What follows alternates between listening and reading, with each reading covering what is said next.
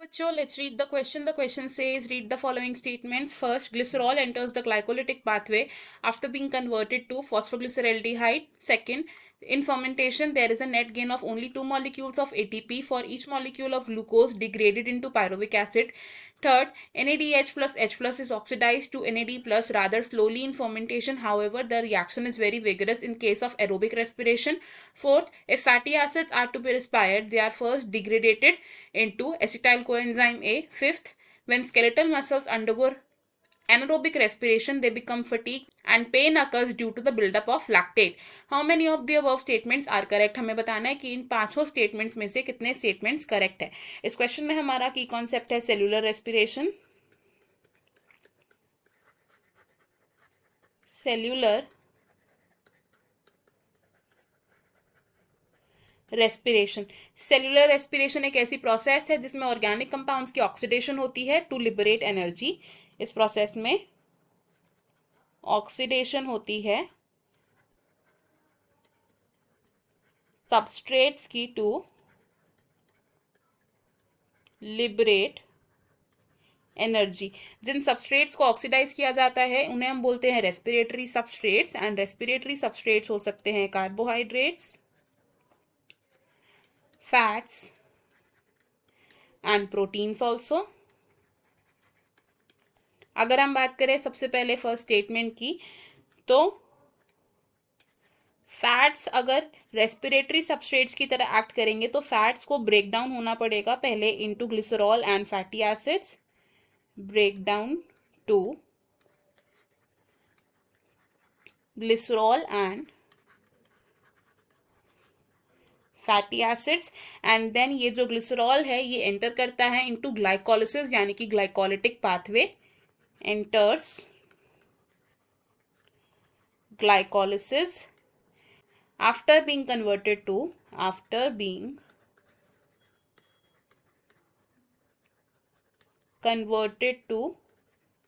phosphoglyceraldehyde molecule.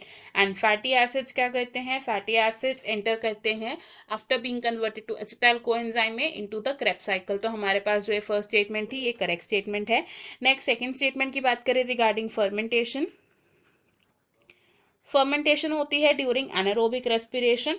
And fermentation में जो net gain है एटीपी का या नेट यील्ड है एटीपी का, it is very less than the aerobic respiration.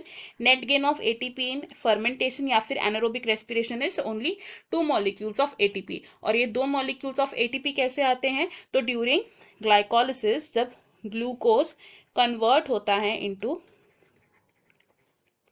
Pyruvic acid, तो ग्लाइकोलिसिस की प्रोसेस में there is gain of net 2 molecules of ATP. And further जो पायरुविक एसिड है ये एंटर करता है इनटू लैक्टिक एसिड फर्मेंटेशन या फिर alcoholic fermentation. During fermentation process energy का गेन नहीं होता है, तो जो एटीपी ग्लाइकोलिसिस की प्रोसेस में बन रही है वही फर्मेंटेशन का नेट गेन कहलाया जाता है. तो स्टेटमेंट 2 भी हमारी करेक्ट है. नेक्स्ट बात करें अगर स्टेटमेंट 3 की.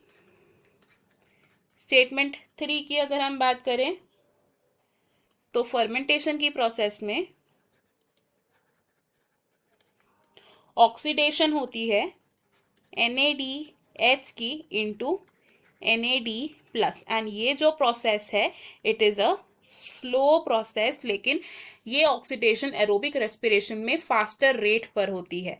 नेक्स्ट फोर्थ स्टेटमेंट की बात करते हैं अबाउट फैटी एसिड्स. तो फैटी एसिड एंटर करते हैं into cellular respiration after being converted to acetyl coenzyme में. एंड देन एसिटाइल कोएंजाइम में एंटर कर सकता है into the Krebs cycle.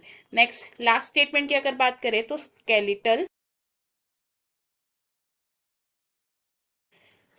Muscles में ऑक्सीजन की कमी की वजह से क्या हो सकता है?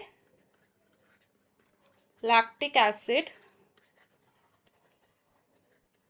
फर्मेंटेशन.